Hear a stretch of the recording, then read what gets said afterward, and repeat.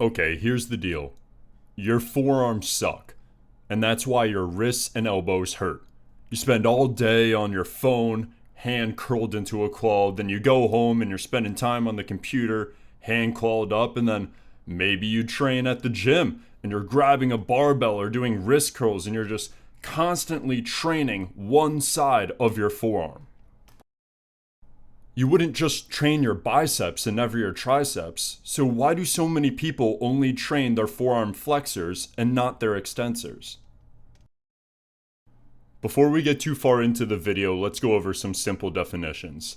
Supination is when your palm is facing up, and pronation is when your palm is facing downward. Now, the first thing you can do to both improve your forearms and stay out of pain is to start changing your grip while you're doing your other exercises. A great example of this is shown right here, doing hammer curls with a neutral grip. Changing pulling exercises with your grip orientation will do a huge part in this. Right here, we also have overhand curls. These are going to work the biceps brachialis a lot more, which we can see right here. The brachialis not only will help make your forearms and arms look bigger if that's your goal, but it will also help keep your elbow and wrist out of pain. Additionally, we have another exercise here called Zottman Curls, which both supinate and pronate at the lower arm.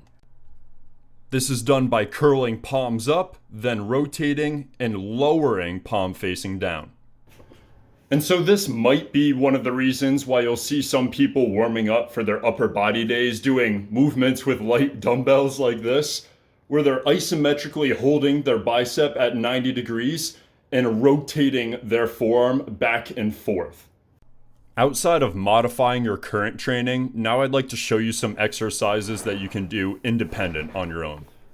What's nice about the rice bucket is that it offers low-grade resistance that works really well at just warming up the ligaments, tendons, muscles in the hand and forearm before we get into more intense strengthening and hypertrophy work.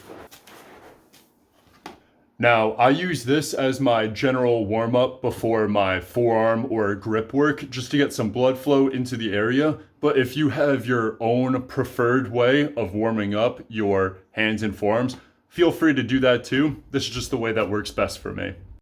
So now that my lower arms are sufficiently warmed up, I'm going to work on trying to increase the range of motion.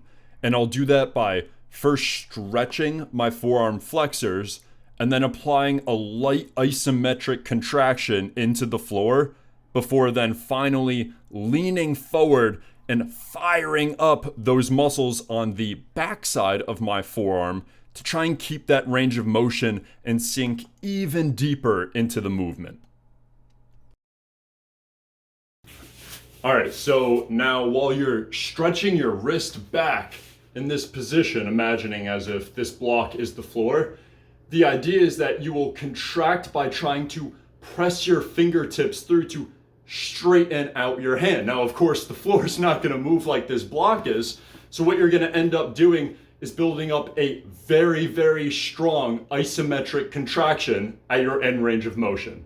And now after sustaining that isometric contraction for a while, you will then lean forward slightly while trying to pick up the front of your fingers. So you're trying to keep that range of motion that you just stretched into while you move out of it. And you will get some serious cramping going down the forearm extensors, but you'll also get a little bit more range of motion.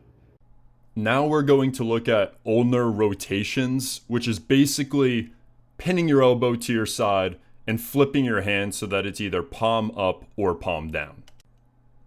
This is going to help train a lot of internal forearm muscles that help with the rotation of these two bones over each other.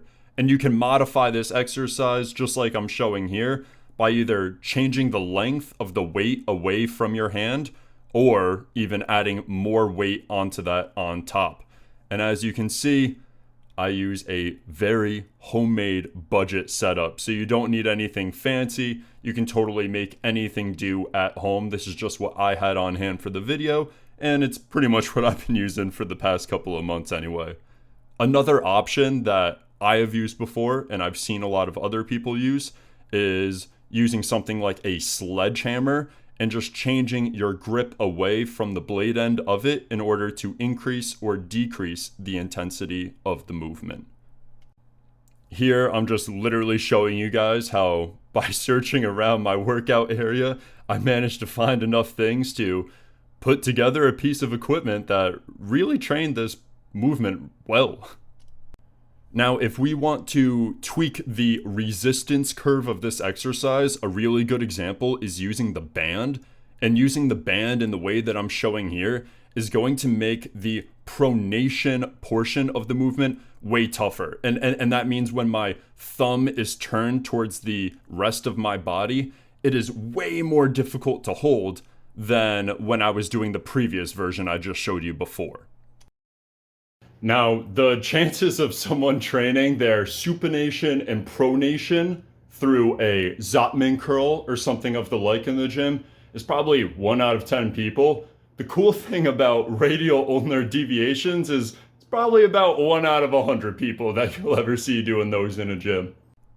And even though you'll never really see anyone doing these out of maybe a rehabilitation setting, this exercise I probably attribute to getting me more out of pain than any of the other work I did on my forearms. The exercise again involves keeping a stable forearm and letting your wrist sink forward, so pinky down, and then lifting thumb up high, as you can see in the picture right here. And once again, I am literally using things that I just have around the house. You can use a sledgehammer just like last time, but this just works for me with it. It's totally fine. You can even just start with a hammer. That might be more difficult for you. And just like I did for the pronation and supination exercises, I'm showing you here 2 different variations of the movement in order to change the resistance curve on it. And it's a good idea just to vary these so that you're not patterning in the same exact movement.